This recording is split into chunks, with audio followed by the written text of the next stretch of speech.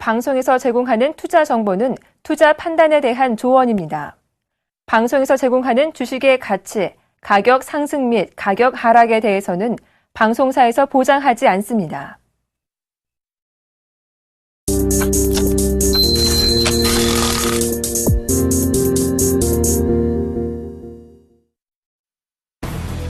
뉴욕 증시가 상승했습니다. 제닛 옐런 연준 의장의 발언과 페이스북 발표에 힘입어서 상승 마감했습니다.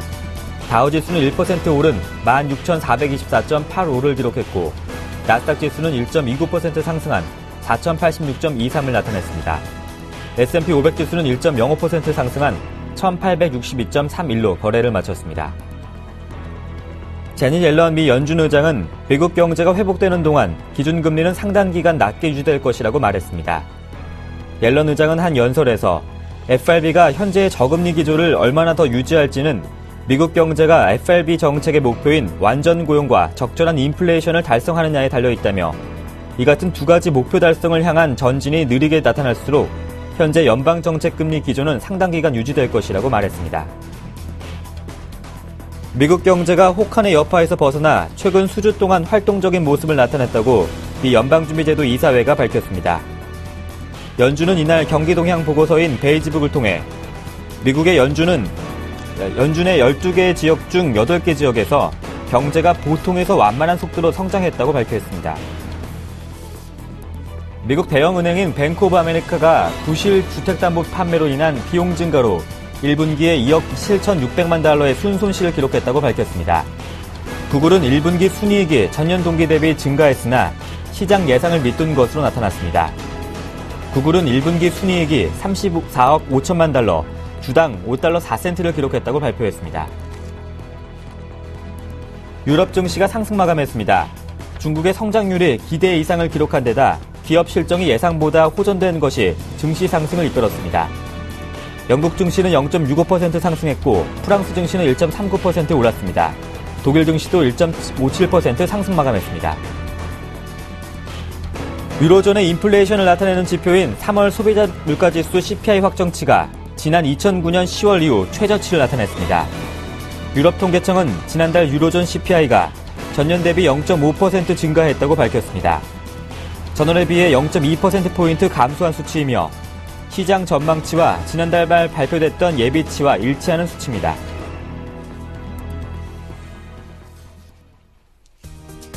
안녕하세요. 굿모닝 대방예감 방송석입니다.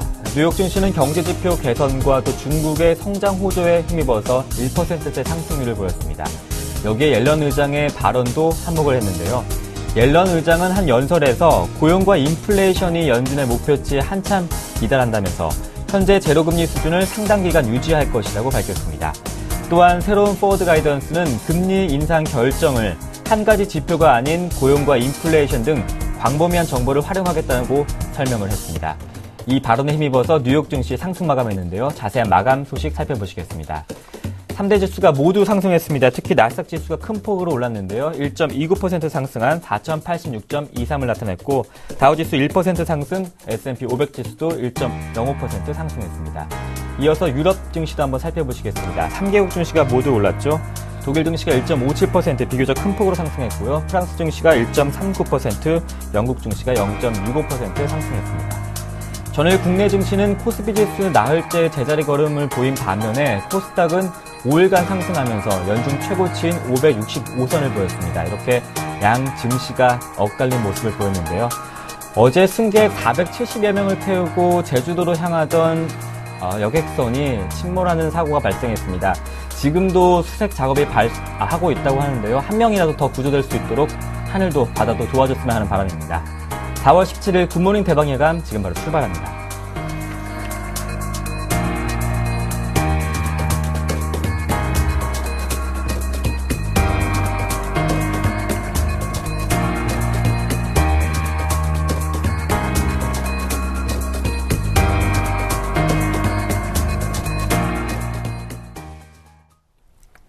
옐런 의장이 뉴욕 이코노믹 클럽 연설에서 연준은 당분간 제로 수준의 기준금리를 유지할 것이란 방침을 재확인했습니다.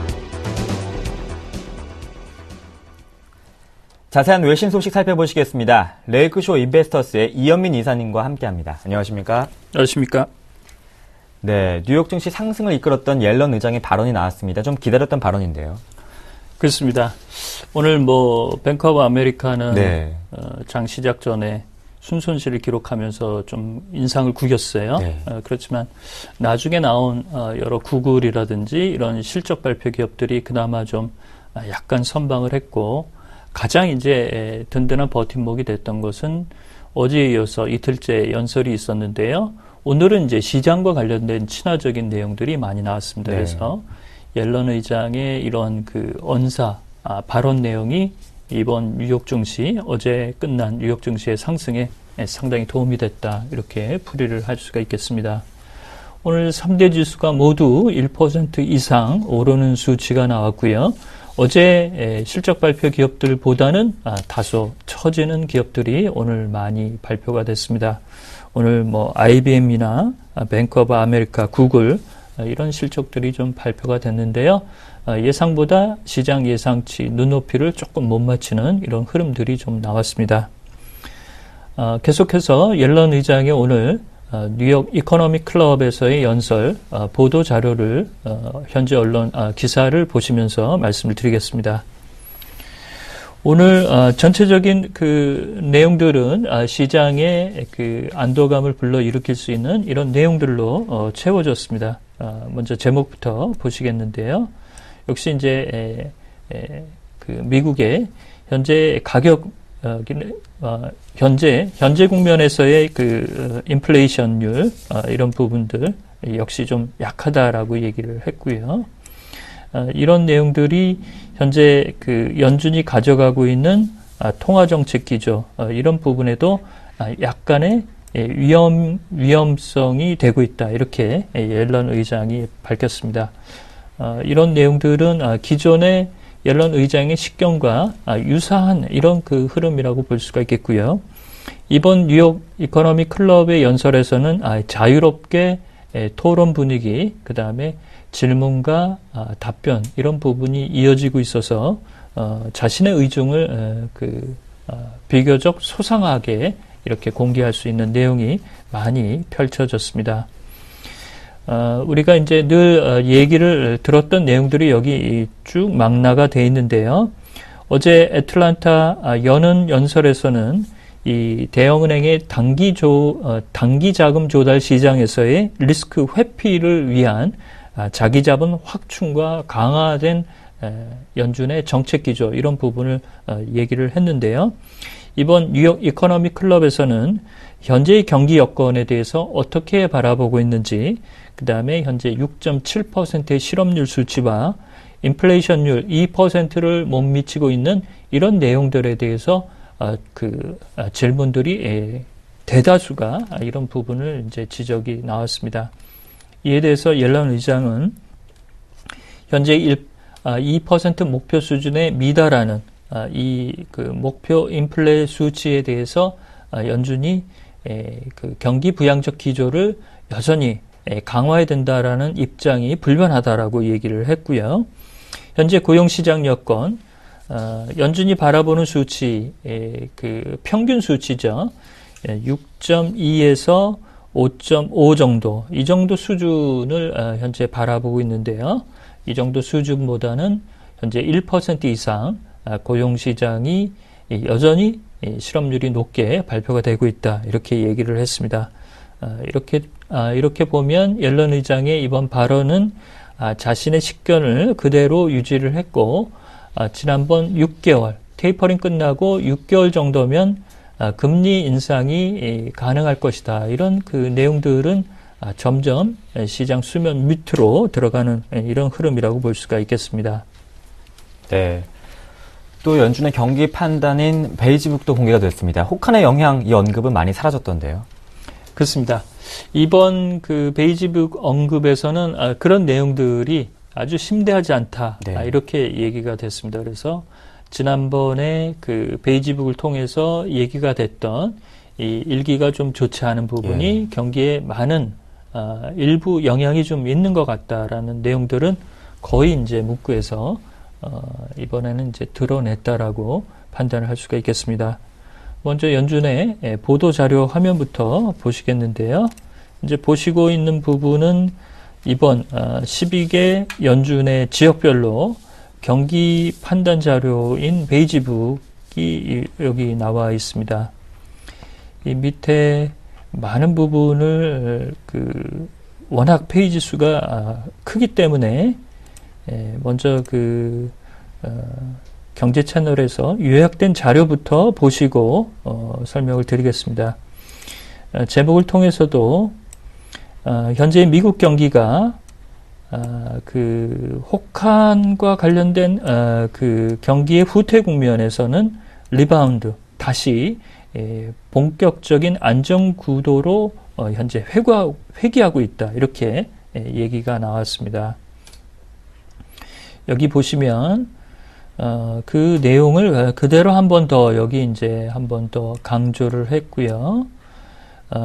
대부분의 지역에서 12개 지역 중 8개 지역에서 현재 경기의 안정적인 흐름이 현재 나오고 있다. 이렇게 밝혔습니다. 밑에 보시면 시카고와 필라델피아, 뉴욕주 이런 부분은 현재 경기 상황이 상당히 우호적으로 현재 올라가고 있고, 다만 클리블랜드와 세인트루이스 이런 부분은 조금 주춤거리고 있다라고 얘기를 했고요. 주택시장의 활성화는 조금 현재 혼재된 국면이 나타나고 있는데, 이는 기업들의 현재 재고량이라든지 재고 수치 이런 부분들이 현재 혼재된 수준으로 나오고 있어서 이런 경기 국면은 현재로서는 전부 선방향으로 볼 수는 없다. 이렇게 조금 조심스러운 입장이 나왔습니다. 밑으로 갈수록 여러 가지 이제 내용들이 나와 있는데요. 현재 여러 인플레이션율과 관련된 가격 동향 이런 부분은 일반적인 대체적인 수준에서 안정적인 흐름을 나타내고 있고, 일부 지표에서는 이것이 상방향성으로 움직이고 있다라고 좀 긍정적으로 얘기를 했습니다. 앞서 앵커께서 지적하신 대로 이 웨더 이펙트, 혹한에 따른 부정적 영향은 less severe than earlier 이렇게 썼습니다. 지난번 발표됐던 베이직북에 나타난 부분보다는 상당히 현재 이 심대한 영향이 감퇴되고 있다라고 얘기를 했습니다. 이렇게 보면 베이직북에서 이번에 발표됐던 내용들은 미국의 경기가 이제 본격적으로 정상 궤도로 들어서는 이런 흐름으로 현재 진행이 되고 있다라고 판단을 하셔도 될 것으로 보입니다. 이번 베이지북은 이달 말이죠. 4월 29일과 30일 날 FOMC가 열리게 됩니다. 연방공개시장위원회의 기초 자료로 쓰이게 되는데, 이 경기 판단이 1월부터 3월보다는 4월 달 들어서 전반적으로 조금 더 상향될 수 있는 이런 안도감을 준다고 판단을 하겠습니다. 네, 이번에 한번 주택 지표 한번 살펴보시겠습니다. 미국의 3월 주택 착공이 증가했지만 시장 예상치는 밑도는 수준을 보였어요. 그렇습니다. 주택 착공은 증가 속도는 조금 처지고 있고요. 그 다음에 이제 선행 지표격인 건축 허가 건수는 조금 또 떨어졌습니다. 네. 그래서 앞으로의 건설 경기와 주택 경기를 바라보는 부분은 앞으로의 선행 지표는 조금 떨어지고 있고, 그 다음에 건축에 들어가는 활동량 이런 부분은 조금씩 선행 지표격인 내용이 떨어지고 있어서 이런 부분도 약간의 부정적 영향이 좀 있지 않을까 이렇게 판단을 하겠습니다. 먼저 오늘 발표된 상무부 자료부터 보시면서 말씀을 드리겠습니다. 먼저 현재 주택 착공부터 좀 살펴드리면요. 이번 달은 94만 6천 채로 발표가 됐는데요. 이는 2.8%가 올라선 수치로 나왔습니다. 시장 예상치보다는 조금 미달이 됐는데요. 시장 예상치는 한 99만 채 정도를 예상을 했습니다. 2월 달에 주택 착공은 92만 채로 3월 현재 94만 6천 채보다는 조금 현재 그 밑에 수준에 현재 남아있는 이런 흐름이라고 볼 수가 있겠고요. 싱글 패밀리 하우징 스타트 이렇게 썼습니다. 미혼 자녀를 가지고 있는 단위 그 가구당 그 주택 착공 건수는 63만 5천 채 정도인데요. 이는 2월달 수치 59만 9천 채보다는 현재 늘어난 것으로 파악이 됐습니다. 그 다음에 선행지표격인 건축 허가 건수는 이번 3월에 99만 채로 집계가 됐습니다. 이것은 2월에 101만 4천 채보다는 2.4%가 줄어든 수치로 나와서 건축 허가는 조금 떨어졌고 주택 착공은 조금 늘어난 이런 수치로 현재 발표가 됐습니다. 세부 지표를 잠깐 살펴드리겠는데요. 여기 이제 나와 있습니다. 이것은 이제 허가 건수로 봐야 될 텐데요. 미혼 가절을 둔 단위 주택 착공은 현재 59만 2천 채가 건축 허가가 나왔고요. 전체적으로 보면 99만 채가 건축 허가가 났습니다. 이 수치는 2월 달 대비해서는 2.4%가 현재 떨어진 수치로 발표가 됐고요. 다음으로 주택 착공을 보시겠습니다. 3월 수치가 94만 6천 채, 미혼 가정을 둔 단위 주택 주택 착공은 63만 5천 채, 2월에 59만 9천 채, 1월에 58만 2천 채보다는 현재 조금 늘어난 수치고요. 2월 달 대비해서는 6%가 현재 늘어났습니다. 전체 규모는 2.8%가 늘어났고요. 5인 이상의 그 주택 착공은 29만 2천 채로 2월 달 대비해서는 6.1%가 떨어진 수치가 나왔습니다. 여기 이제 그래프가 하나 나와 있는데요. 시청자 여러분들이 아주 보시기에 이 그래프가 아주 유용할 것으로 보입니다. 이 주택 착공이 조금씩 현재 나아지고 있지만 2013년도 후반대보다는 현재 좀 떨어진 수치에서 반등 수치가 나오고 있고요. 100만 채 정도까지 들어갔다가 밑으로 좀 내려갔습니다. 그러다가 다시 한번 2013년 하반기 때 상승 추세가 나왔었는데요. 지금은 다시 하락했다가 반등하는 이런 회복 국면에 있다라고 판단을 할 수가 있겠습니다. 여기 보시면 제목에서도 tough winter 이렇게 아주 일기가 좋지 못했던 겨울의 어려운 국면에서는 조금씩 탈출하는 것으로 본다 이렇게 얘기를 했습니다. 그렇지만 그 밑에 내려갈수록 시장의 관계자들은 선행지표격인 주택 허가 관련한 부분이 2% 이상 떨어졌다는 측면에서 향후 모기지 금리와 연준의 금리 인상 시점 이런 부분의 영향력을 잘 봐야 될 것이다 이렇게 평가를 했습니다. 네, 이렇게 엇갈린 주택 지표보다는 오늘 뉴욕 증시는 옐런 의장의 발언 속에서 상승을 했습니다. 이번엔 리처드 피셔 총재의 발언을 확인해 볼 필요가 있을 것 같습니다. 이렇게 말을 했네요. 연준의 인플레이션 목표시 2% 이상으로 인상 시에는 이에 대해서 반대를 할 것이다 이렇게 말을 했더라고요. 그렇습니다. 현재 인플레이션율에 대해서 걱정들이 좀 많은데요. 네. 이 매파 진영인 달라스의 리처드 피셔 총재는 이 정도 수준, 현재 1.5에서 1.3 정도를 밴드 내에서 움직이고 네. 있죠. CPI 수치가 이 정도 수치라면 그다지 나쁜 수준은 아니다. 이렇게 얘기를 했습니다. 앞서 말씀하신 대로 자기가 이제 매파 진영의 한 사람으로 이제 거론이 되고 있지만 네. 인플레이션율 목표치 2%를 만약에 연준이 올린다고 한다면 자신은 여기에 대해서 반대 입장을 하겠다. 이렇게 얘기를 했습니다. 이렇게 보면 추가적으로 인플레이션 목표치를 올릴 필요는 없다라고 얘기를 한 거나 다름없다라고 판단을 할 수가 있겠고요.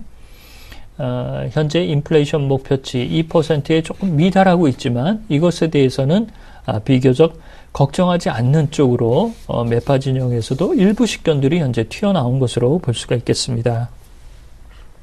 이 내용을 보도한 월스트리트저널 마켓워치 화면을 보시겠는데요. 제목에서도 앞에 comfortable이라는 단어를 썼죠. 이렇게 약간 연준의 목표치보다 낮은 수준의 인플레이션을 현재 머물고 있지만 이것에 대해서 그렇게 나쁘게 생각하지 않는다라는 그런 흐름으로 나오고 있습니다. 2% 이상의 인플레 목표치를 올리게 될 경우 여기에 대해서는 자신은 will not vote 이렇게 썼습니다. 여기에 대해서 찬성표를 행사하지 않겠다라고 했는데요. 현재 잠재 성장률, 미국의 경제 성장률을 3% 수준으로 보고 있지만 이 2%의 인플레이션 목표치를 그대로 가져가는 것이 현재로서는 큰 문제가 되었고 될 것으로 현재 보지는 않는 이런 식견이라고 판단을 하겠습니다. 다음 화면은 이 내용을 보도한 다른 화면인데요. 여기 리처드 피셔 총재가 나와 있습니다. 이 화면은 2014년 홍콩에 방문을 했을 때 연설을 했던 그 화면의 자료 화면을 현재 비치고 있고요. 여기서도 제목만 잠깐 일별을 하시겠는데요. unworried 이렇게 썼습니다. 크게 걱정을 하고 있지 않다 이렇게 썼는데요. 인플레이션 논란 이런 부분에도 불구하고 일부 현재 연준 인사들에 대해 연준 인사들의 식견들은 인플레이션 목표치보다는 고용 시장과 현재 혹한으로 인해 그 경기에 조금 피해가 있었던 이런 그 경기 수준이 정상 수준으로 들어오는지 여부 이런 부분을 잘 살펴야 된다는 이런 목소들이 조금 더 많이 나오는 이런 흐름이라고 판단을 하겠습니다. 네, 어제 기다렸던 중국의 1분기 GDP가 발표가 됐습니다. 7.4% 시장 예상치는 다소 웃돌았는데 추가 부양책에 대한 전망은 엇갈렸더라고요. 그렇습니다. 이렇게 수출이 떨어졌는데도요. 네. 7.4가 나오네요. 일부 식견들은 이게 통계가 믿을 수 있겠느냐. 신뢰성이 떨어지네요. 얘기도 좀 나오고 있고요. 그렇지만 약간의 통계 마사지가 있더라도 현재 중국이 가져가는 이 목표 경제 성장률에 크게 떨어지지 않은 부분은 그나마 좀 다행이라고 보겠습니다. 어제 이제 이 지표가 나오면서 상해 지수도 강보합세 정도를 구가를 했고요. 어제 니케이 지수가 많이 올랐습니다. 이 7.4로 나온 이 부분도 긍정적인 영향의 안도 랠리가 좀 있었겠지만 어제 일본에서는 부총리 겸 재정상인 경제상이죠. 아수다로 부총리가 6월에 일본의 연기금에 포트폴리오 조정이 있을 텐데 여기서 일부 해외 자산 매입과 일본 주식의 매입 확대가 나타날 이런 부분이 있다. 이 얘기가 나오면서 어제 니케이 지수가 3%의 아주 높은 상승률을 구가를 했습니다. 다시 중국의 지표 내용을 좀 살펴드리겠습니다. 어제 많은 경제 채널을 통해서 내용을 좀 들으셨을 것으로 예상이 되고 있고요.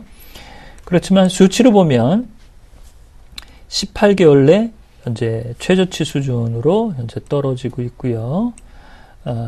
일부 작은 은행들에 대해서 지준율을 현재 일률적으로 가져가는 것을 조금 여유를 두겠다라고 얘기를 했습니다.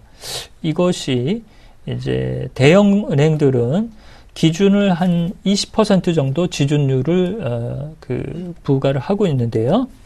여기서 나온 이 소형 은행들은 지방의 일부 Agricultural Bank, 이 농촌 은행들을 좀 지칭하는 것으로 볼 수가 있겠습니다. 이런 은행들은 지준율의 부과 기준을 약 16% 정도까지도 조금 완화해 줄 것으로 현재 얘기가 되고 있고요. 이렇게 보면 어제 이제 같이 발표가 됐었죠. 산업 생산은 8.8%밖에 올라오지 못했습니다.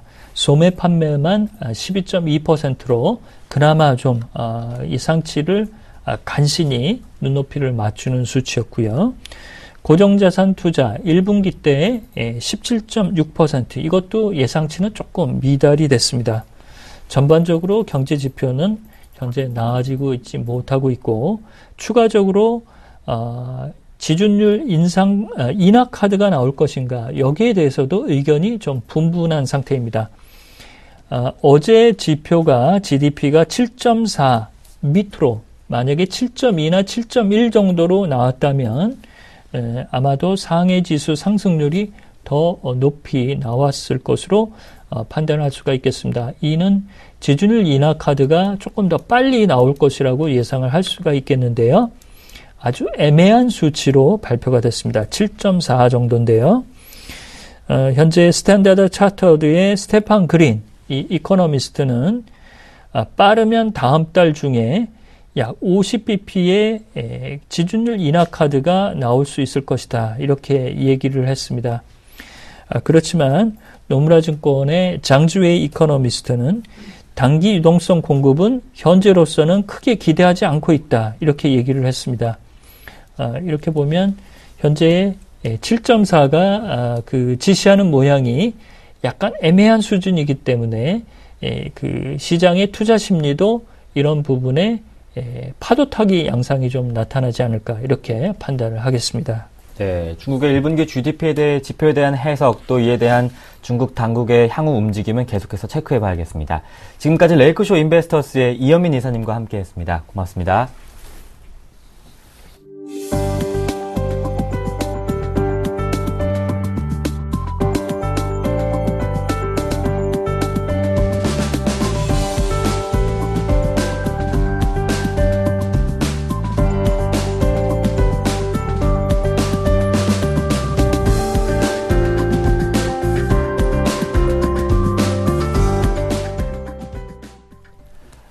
오늘장 전략 시간입니다. YG인베스트의 심기현 대표님과 함께합니다. 안녕하십니까? 안녕하십니까?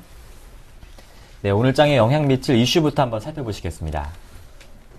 첫 번째 이슈는 코스피와 코스닥에 대한 외국인과 기관의 수급이 다른 양상을 보였습니다. 두 번째는 외국인 중심의 IT 대형주 매수 강화 움직임 속에 전기전자 관련주가 관심을 받고 있습니다. 마지막으로 방직주가 신고가 랠리 움직임이 포착되고 있습니다.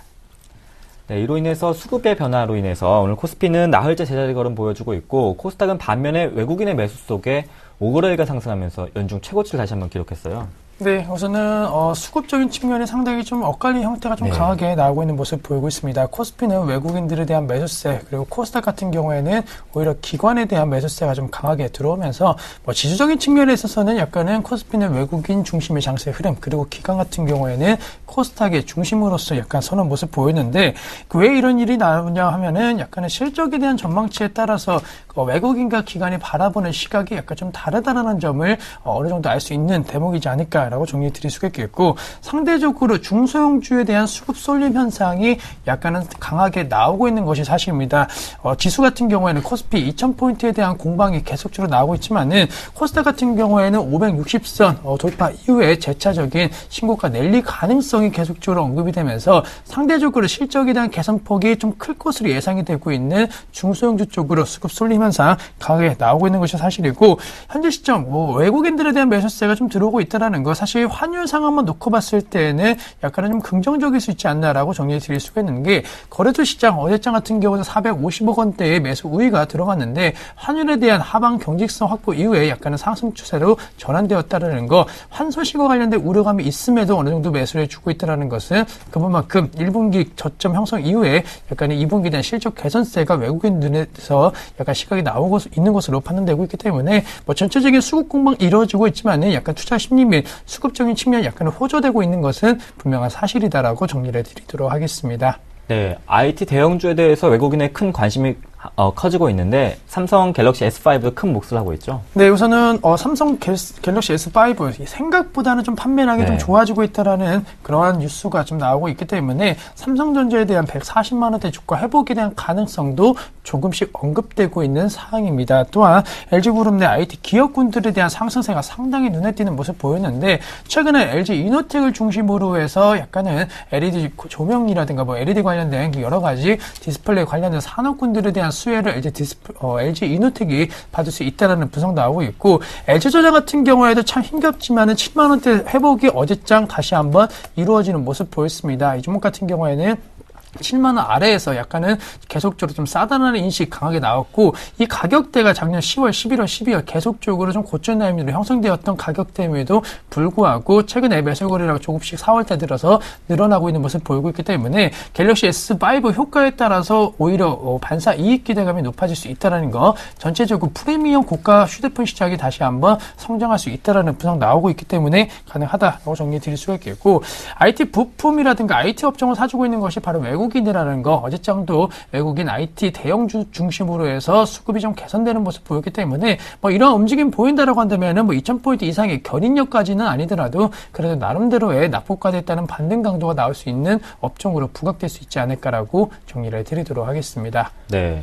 마지막으로 방직주들이 신고가 랠리를 보여주고 있는데 이들 업체에 대한 또 실적 개선 이야기도 나오고 있더라고요. 네, 우선은 사양산업에서 이제는 성장산업으로 전환되고 있다는 거 아무래도 섬유 의복 관련된 업종 내에서도 이 방직 관련된 종목에 대한 관심도가 상당히 뜨겁게 나타나고 있고 뭐 대한방직이라든가 이러한 종목군도 신고가 랠리 상당히 좀 강하게 나오고 있습니다. 특히나 어제장 이슈로 인해 갖고 매수 거래량 평소 대비해서 한 2배에서 3배 이상의 그런 거래량 급증하는 모습을 보였기 때문에 시장의 관심도가 약간은 여타 경기 민감 관련된 업종군 중심으로 해서는 약간 좀 정체기를 보인다라고 한다면은 이들 관련된 종목 쪽으로 매개세가 집중될 수 있을 것으로 판단되고 있고 또 무엇보다도 사실 1분기 실적 부진 우려감이 컸던 영업무역에 대한 실적이 막상 뚜껑을 열었을 때 상당히 우려보다는 상당히 좀 기대 요인으로 작용할 수 있는 실적을 발표했다라는 점도 중요한 체크 포인트겠고 중국 수혜에 대한 기대감이 큰 업종이자 종목에 대한 관심도는 계속적으로 높아지고 있는 모습을 보이고 있습니다. 뭐 휠라코리아를 비롯한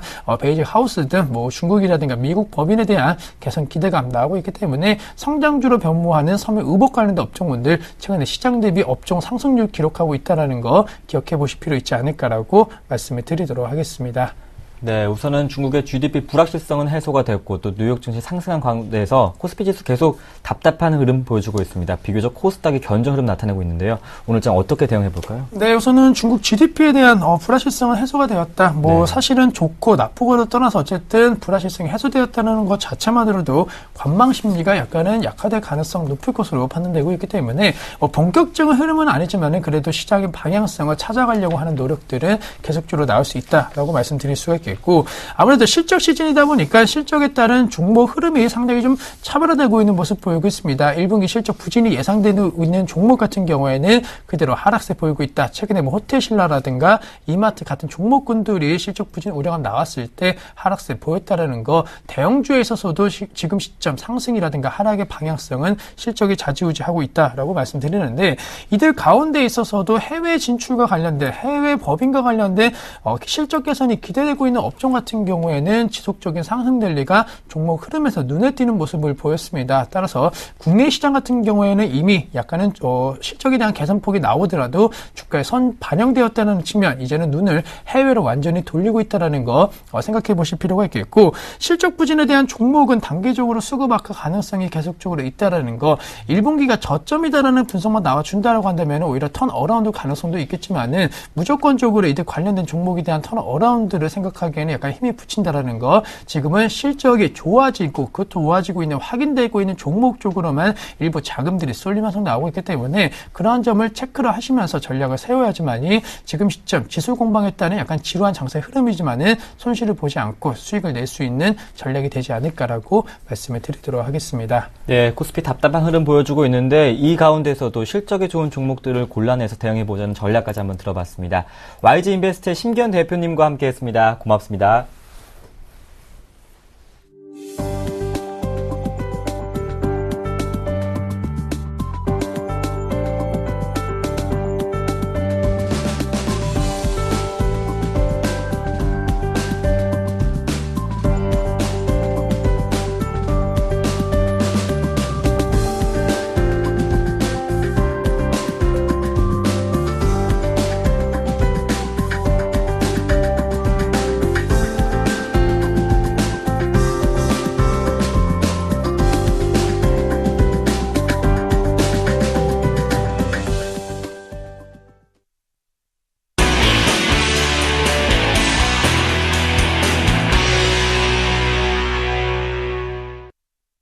김동섭의 일당백 시간입니다. IM투자증권 김동섭 이사님과 함께합니다. 안녕하십니까? 네, 안녕하세요. 네, 먼저 첫 번째 이슈는 옐런 의장의 발언 확인해 보겠습니다.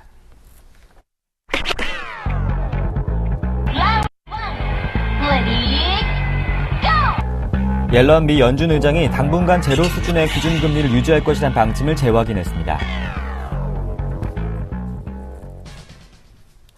이제 진짜 헷갈리기 시작했습니다. 양적 완화 종료 후 6개월 이후에 금리 인상 발언 다시 뒤집는 또 발언을 또 했는데 어떤 말을 믿어야 할까요? 뒤집는 발언은 아닙니다. 거기에 단서가 붙어 있죠. 경기가 회복되고 물가 상승률이 2%가 안 되면 뭐 이런 얘기 있죠. 회복되면 결국 하겠다는 얘기가 똑같은 거니까 이건 뭐 그렇게 중요하게 받아들일 문제는 절대 아니라고 저는 판단하고 있고요.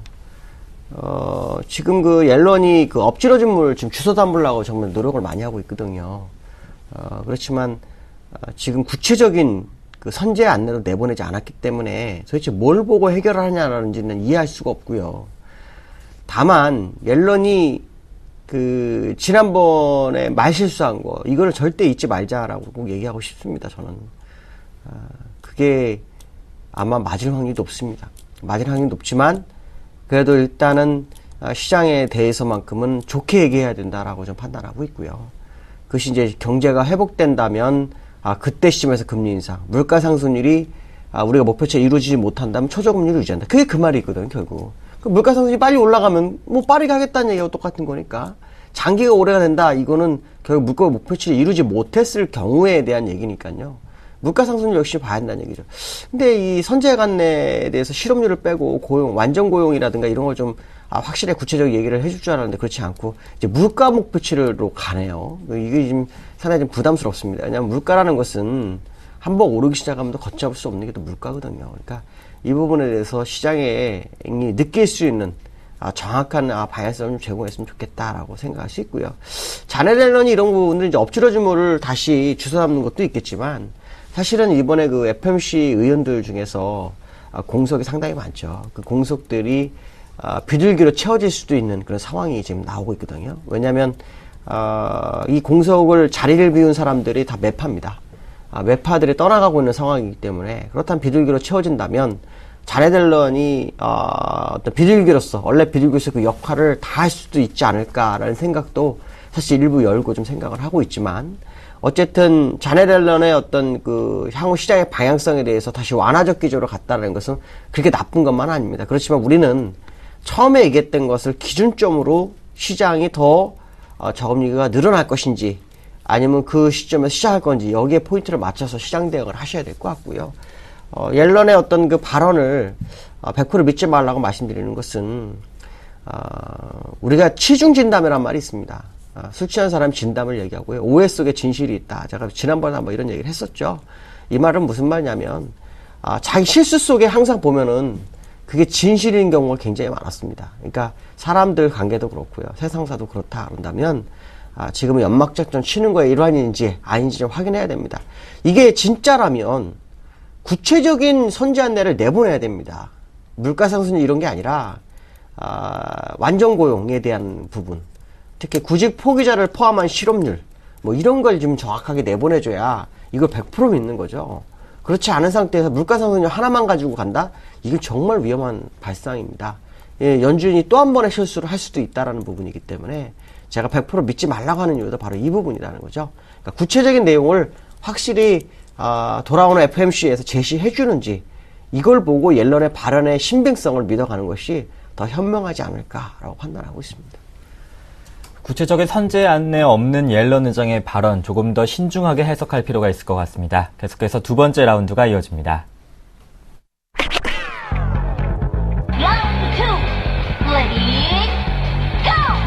중국의 1분기 GDP 성장률이 예상치를 소폭 웃도는 7.4%로 나타나면서 최근 불안한 모습을 보인 중국 경제에 대한 우려가 완화되고 있습니다. 그러나 역설적으로 시장의 모멘텀이 돼줄 것으로 기대됐던 경기 부양책의 가능성은 작아진 상황입니다. 어제 7.5%가 나오면 이 수치 믿지 못할 만한 수치이다 말씀하셨는데 7.4%는 어떻게 해석할 수 있을까요? 이게 참 대단합니다. 중국도 머리 많이 썼죠. 마사지를 정말 잘했다고 저는 봅니다. 물론 우리는 나온 수치를 믿어야 됩니다.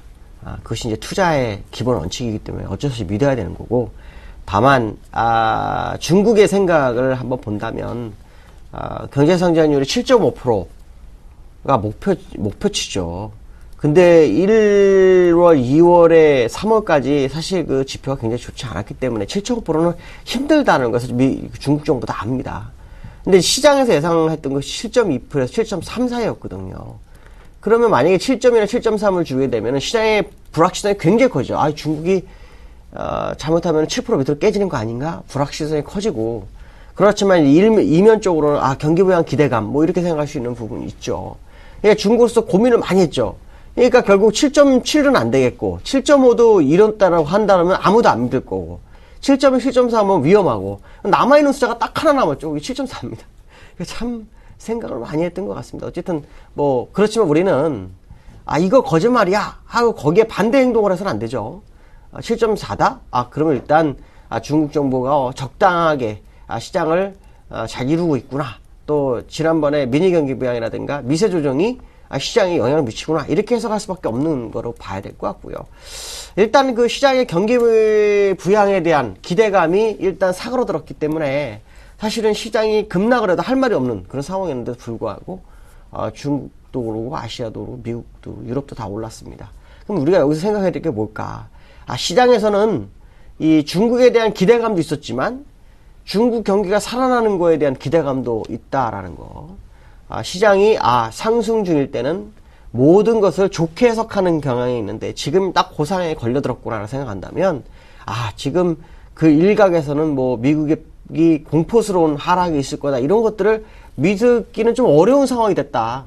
시장은 여전히 상승 마인드가 지배를 하고 있구나 생각한다면 이제 이 이후로 중국이 더 연착륙 하는지 아니면 중국에서 문제가 더 있을 때 미세 조정을 계속해서 진행할지 이런 것만 보시면서 시장의 방향성을 상승 쪽에 무게를 두고 접근하면 되겠다라는 기본적인 어떤 근거 자료가 되는 것이다라고 보시면 될 것 같습니다. 네, 또 이렇게 2라운드 맞춰봤고요. 계속해서 세 번째 이슈 확인해 보겠습니다.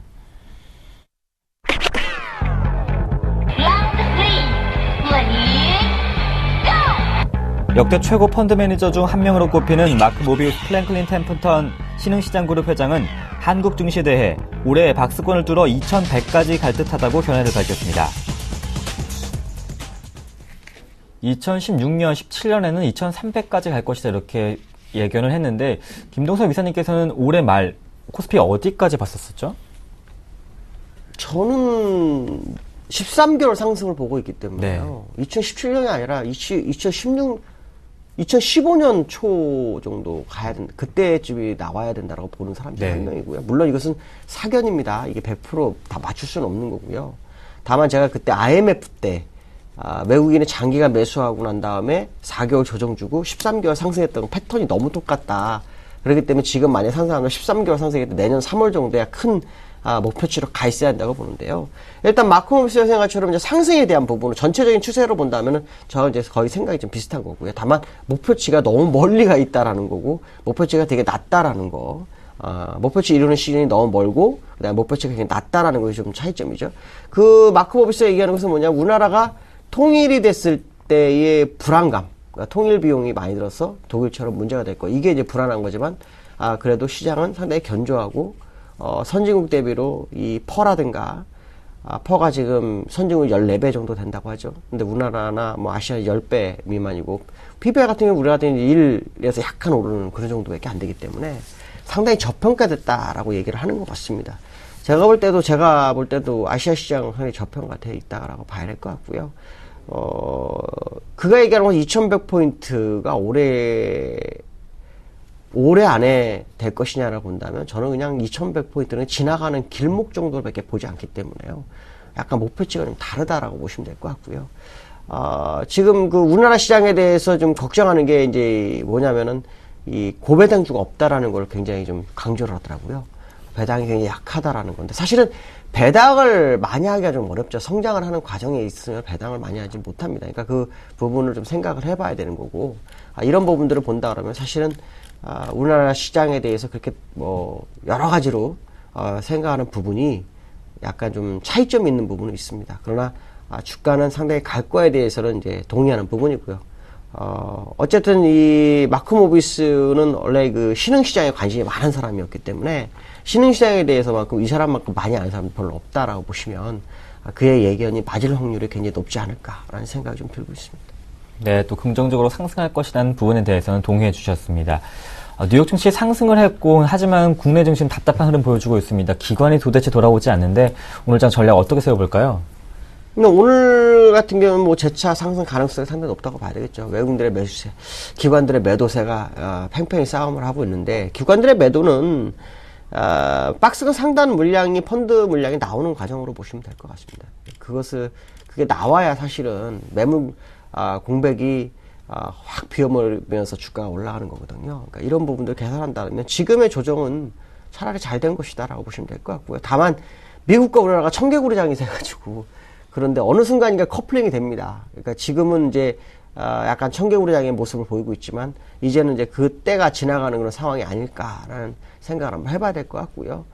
저는 별로 그렇게 이 시장이 어렵게 생각을 하질 않고 있습니다. 물론 한 3년간 너무 힘들게 했지만 지금은 이제 위안화 약세라는 어떤 하나의 이슈가 하나 생기면서 그것이 우리나라에 상당히 도움을 주는 상황이고요. 그것이 이제 엔화 약세를 막아주고 엔화 강세 쪽으로 가게 하는 방향이 연출되고 있고요. 또 ECB에서 경기 부양을 만약에 그 유로화 강세를 면하기 위해서 약세로 가기 위해서 경기 부양 정책을 하게 된다면 이것 또한 그 엔화를 강세로 몰고 가는 하나의 사건이 되기 때문에 그것은 결국 우리나라한테는 상당히 긍정적으로 갈 수 있다라고 판단하는 거죠. 그렇다면 지금 시장은 박스권 상단을 벗어나기 위한 과정 속에서 나타나는 현상 정도로 보시면 되지 않을까라고 판단하고 있습니다. 네, 조금은 시장을 긍정적으로 바라보는 자세도 필요할 것 같습니다. 지금까지 IM투자증권 김동섭 이사님과 함께했습니다. 고맙습니다. 네, 감사합니다. 4월 17일 굿모닝 대박 예감이었습니다. 시청해주신 여러분 고맙습니다.